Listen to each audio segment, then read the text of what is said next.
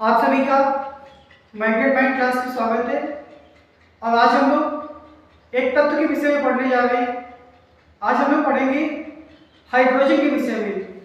और ये जो टॉपिक है ये बेसिक से लेके जो कंपटीशन लेवल है सब में इसके क्वेश्चन बहुत ज़्यादा आते हैं। तो आप लोग ध्यान से इस टॉपिक को पढ़ें और देखिए कैसे इससे छोटे छोटे क्वेश्चन बनते हैं जो हमारे लिए बहुत ही उपयोगी हैं। चलिए स्टार्ट करते हैं। आज का टॉपिक हाइड्रोजन। आज का टॉपिक है हाइड्रोजन के विषय में हम लोग अध्ययन करने जा रहे हैं। तो सबसे पहले तो आप लोग इसका संकेत जान लीजिए। इसका जो संकेत होता है वो H होता है। H से इसे प्रदर्शित करते हैं। आगे हम लोग पढ़ेंगे कि जो हाइड्रोजन की खोज वो किसने की थी और उसके साथ साथ ये भी जानेंगे कि जो हाइड्रोजन शब्द दिया गया था वो किसके द्वारा दिया गया था। तो सबसे पहले हम लोग बात करते हैं हाइड्रोजन की खोज की। तो हाइड्रोजन की जो खोज की गई थी वो जिस साइंटिस्ट जिस वैज्ञानिक के द्वारा हाइड्रोजन की खोज की गई थी उस वैज्ञानिक का नाम था कैवेंडिश। तो सबसे पहले हम लोग इसको याद कर लें। क्या याद कर लें कि जो हाइड्रोजन की खोज की गई थी, हाइड्रोजन की खोज जो की गई थी वो कैवेंडिश के द्वारा की गई थी। इस बात को आप लोग नोट कर लीजिए कि हाइड्रोजन की खोज किसके द्वारा की गई थी। तो हाइड्रोजन की खोज की गई थी कैवेंडिश के द्वारा, लेकिन इन्होंने इसे हाइड्रोजन नाम नहीं दिया था। तो बात आती है, अगर अभी आपसे ये पूछ दिया जाए कि जो हाइड्रोजन था, क्या ये पूछ दिया जाए कि जो हाइड्रोजन शब्द किसके द्वारा दिया गया, तो ये दिया गया था लेवेसिये के द्वारा। तो दोनों साइंटिस्ट को आप लोग याद रखिएगा कि खोज किसके द्वारा की गई थी, तो कैवेंडिश के द्वारा की गई थी। और जो हाइड्रोजन शब्द था वो लेवेसिये के द्वारा दिया गया था। तो ये दो कॉन्सेप्ट आपको याद हो गए होंगे। उसके बाद और एक क्वेश्चन पूछा जाता है, वो ये पूछा जाता है हमें उस तत्व का नाम बताना है जिसका परमाणु क्रमांक और परमाणु भार दोनों समान रहते हैं। क्या कह सकते हैं हम लोग कि हमें उस तत्व का नाम बताना है जिसका एटॉमिक नंबर और जिसका एटॉमिक वेट दोनों एक जैसे होते हैं। तो वो तत्व कौन सा है, तो वो तत्व हमारा हाइड्रोजन है। तो ये तीसरा इंपॉर्टेंट फैक्ट आपको याद रखना है। क्या याद रखना है कि समान परमाणु क्रमांक व समान परमाणु भार वाला तत्व कौन सा है। तो जैसा कि हम लोग जानते हैं 1H1 ये हाइड्रोजन के जो 3 समस्थानिक होते हैं उसमें से एक है जिसे हम लोग प्रोटियम भी कहते हैं। तो हाइड्रोजन एक ऐसा तत्व है जो जिसका परमाणु क्रमांक व परमाणु भार दोनों सेम रहते हैं। तो ये तीसरा फैक्ट हो गया। चौथे फैक्ट की बात करें, अगर कभी आपसे ये पूछ दिया जाए कि जो ब्रह्मांड में सबसे ज्यादा क्या पाया जाता है, तो ब्रह्मांड में सबसे ज्यादा पाया जाने वाला हाइड्रोजन है। ब्रह्मांड में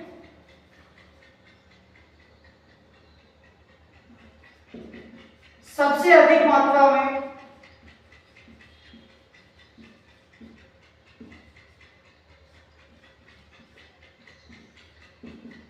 क्या पाया जाता है, तो यहाँ पर भी हाइड्रोजन का ही नाम आएगा। तो ये चौथा मोस्ट इंपॉर्टेंट फैक्ट जो सभी एग्जामों में पूछे गए हैं, हम लोग उन्हीं क्वेश्चनों पे चर्चा कर रहे हैं। ये क्वेश्चन भी आया हुआ है कि सबसे अधिक ब्रह्मांड में कौन सा तत्व पाया जाता है, तो वो पाया जाता है हाइड्रोजन। अब बात करते हैं कि हाइड्रोजन के निर्माण की, कैसे इसका निर्माण किया गया था। तो आपको यह याद रखना है कि जब रक्त तप्त लोहे पर भाप प्रवाहित की जाती है,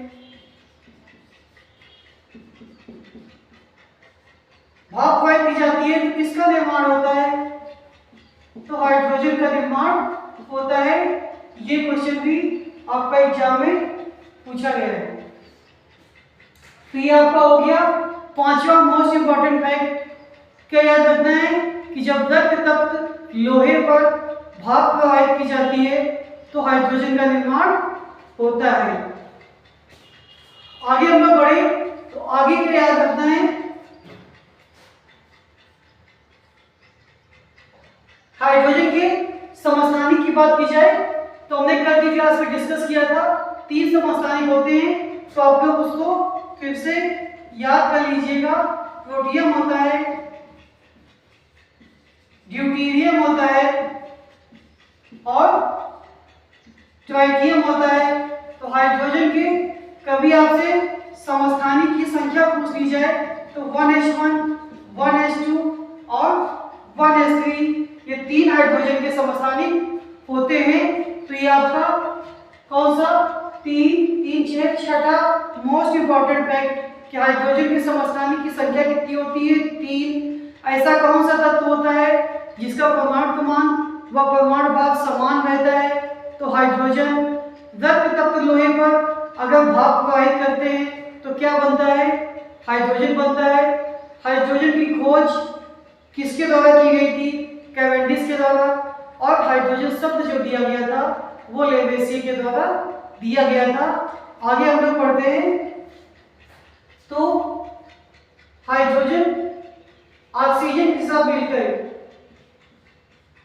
क्या होता है कि हाइड्रोजन जो होता है ये ऑक्सीजन से जलकर क्या देता है, ये भी पूछा गया है। जलकर क्या देता है, तो ये हाइड्रोजन ऑक्सीजन से जलकर जल बनाता है। ये आपको याद रखना है। आगे ये पूछ दे कि हाइड्रोजन अम्लीय होता है या क्षारीय होता है, तो हाइड्रोजन क्या याद रखना है कि हाइड्रोजन जो होता है ये ना तो अम्लीय होता है और ना ही क्षारीय होता है। इस पॉइंट को भी आप लोग याद करिएगा। हाइड्रोजन ना तो अम्लीय होता है और ना ही क्षारीय होता है। फिर आगे हम लोग बात करें कि अगर हाइड्रोजन गैस की बात करें, किसकी बात करेंगे, हाइड्रोजन गैस। तो जो हाइड्रोजन गैस होता है तो इसको हम लोग क्या कहेंगे कि ये हाइड्रोजन गैस जो होती है ये द्विपरमाणु होती है। इस फैक्ट को आपको याद रखना है कि जो हाइड्रोजन गैस होती है वो द्विपरमाणु होती है। फिर जो हाइड्रोजन गैस होती है ये जो खाद्य यानी कि जो खाने वाला तेल होता है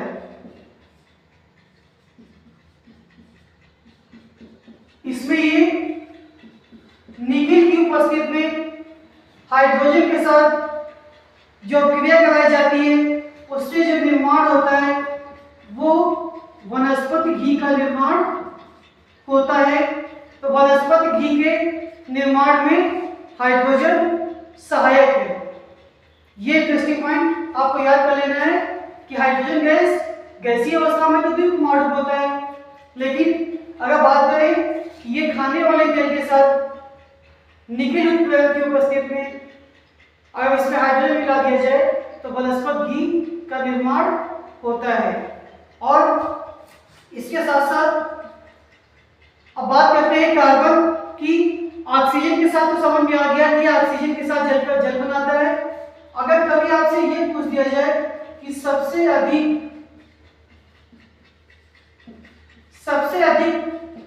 ये किस तत्व के साथ अभिक्रिया करता है, तो सबसे अधिक ये किससे करता है, सबसे अधिक यौगिक किसमें बनाता है। ये क्वेश्चन आएगा कि सबसे अधिक यौगिक हाइड्रोजन किसके साथ बनाता है, तो क्या आंसर होगा कि सबसे अधिक यौगिक कार्बन के साथ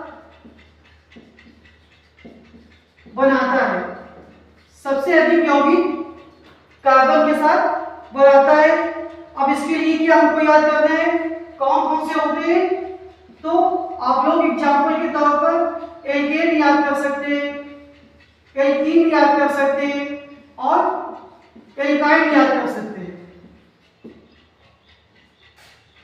तो ये हाइड्रोजन के साथ, हाइड्रोजन क्या करता है, कार्बन के साथ मिलकर एल्केन के रूप में, एल्कीन के रूप में और एल्काइन के रूप में सबसे अधिक यौगिक का निर्माण करता है। अगर एल्केन के सामान्य सूत्र की बात की जाए, सामान्य सूत्र इसका जो होता है CnH2n+2 होता है। एल्कीन के सामान्य सूत्र की बात की जाए तो CnH2n होता है। एल्काइन के सामान्य सूत्र की बात की जाए तो CnH2n-2 होता है। अगर इसके हम लोग उदाहरण की चर्चा करें तो अगर यहाँ पे कार्बन के यहाँ पे 2 ले लेंगे तो H कितना हो जाएगा, तो 2 का 2 से गुणा करेंगे 4 हो जाएगा, 4 में 2 जोड़ेंगे तो 6 हो जाएगा। ये एल्केन का सामान्य सूत्र होता है।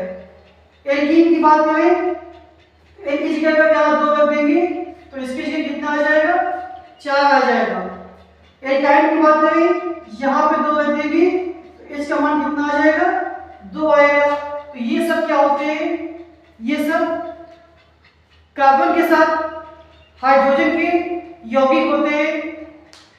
तो ये आप लोगों ने समझा, इतना हमें हाइड्रोजन के विषय में पढ़ लेना है। और यहाँ पे ये जो ड्यूटेरियम था कल की क्लास में बताया गया था कि ये क्या बनाता है, तो ये निर्माण करता है किसका, भावी जल का निर्माण करता है, जिसे हम लोग क्या कहते हैं, जिसे हम लोग D2O कहते हैं। और ये जो भावी जल होता है ये किसमें उपयोग किया जाता है, तो भावी जल उपयोग किया जाता है नाभिकीय रिएक्टर में मंदक के रूप में। तो अब लोग फिर से इसको एक या दो बार देख लीजिएगा। और जितने भी हमने स्टार लगाए हुए हैं ये सब आपके क्वेश्चन एग्जाम में पूछे गए हैं। तो इस तरह से हम लोग इस इंटरेस्टिंग टॉपिक को एक या दो बार पढ़ेंगे। इसी के साथ धन्यवाद।